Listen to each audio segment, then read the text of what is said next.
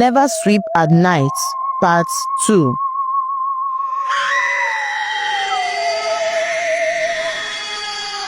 The compound erupted in screams. Pots fell. The women scattered. Amara fell to the ground crying, shouting her name. Mmesoma! Mmesoma! Mama Ugo came out from her hut with a red wrapper tied around her chest. Her face was pale. I warned her, she said, her voice shaking with both fear and grief. I told her not to sweep after nightfall.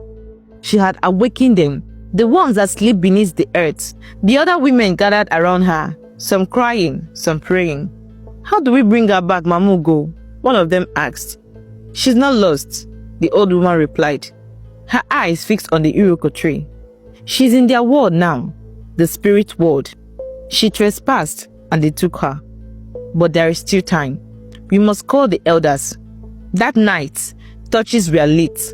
The village elders, 6 in total, were summoned.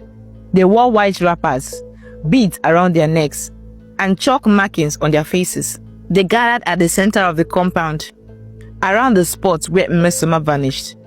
They chanted incantations, poured libations, and placed a clay pot filled with kola nuts, ash, and black soap in the middle of a chalk-drawn circle. The head elder raised his staff. She disturbed the dead, he said, and the dead have taken her, but not all doors are closed.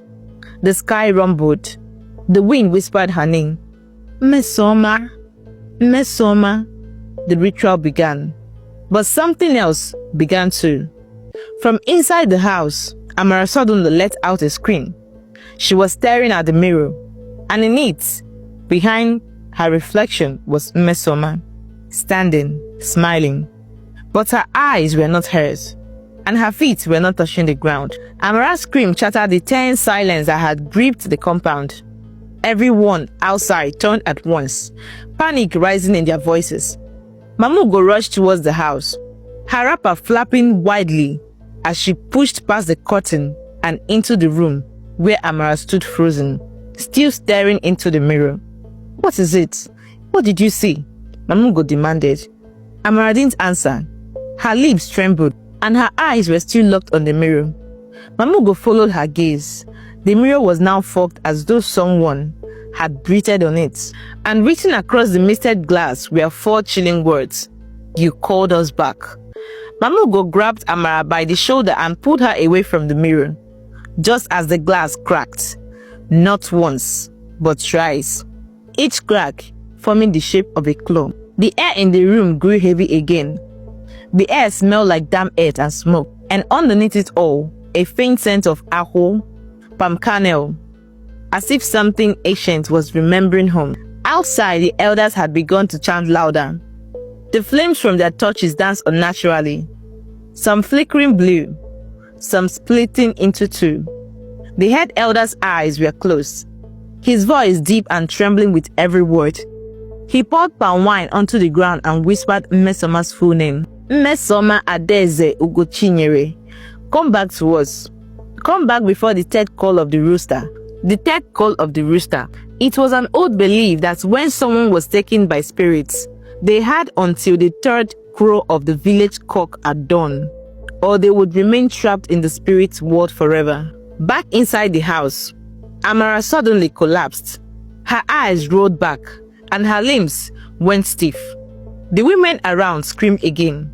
Mama Ugo placed her hand on Amara's chest and began to pray in Igbo, a trembling plea to the gods of their land. Then Amara's mouth opened, but it wasn't Amara's voice that came out. It was Mmesoma's. Mama Ugo gasped. Mmesoma, is that you? Yes, the voice whispered from Amara's lips. It's dark here. It's cold. They are walking all around me. I see their faces, but no eyes. They are angry. I swept their paths. I swept over their graves. Listen to me, Mama Ugo shouted, tears rolling down her wrinkled cheeks. Stay near the light. Don't eat anything they offer you. Don't answer when they call you with your full name. We are fighting for you. They won't let me go, Mmesoma's voice said. They said they want one more. Amara's body jerked violently. and her mouth slammed shut. The elders outside stopped their chant. The head elder raised his staff again, sweat pouring down his face. "One more what?" he asked aloud, turning toward the house. What did they say? A heavy silence fell. Then the Iroko tree began to creak loudly, as though something massive was shifting inside it. Suddenly, a deep voice, guttural and ancient, echoed from the tree. "One must stay." Everyone froze.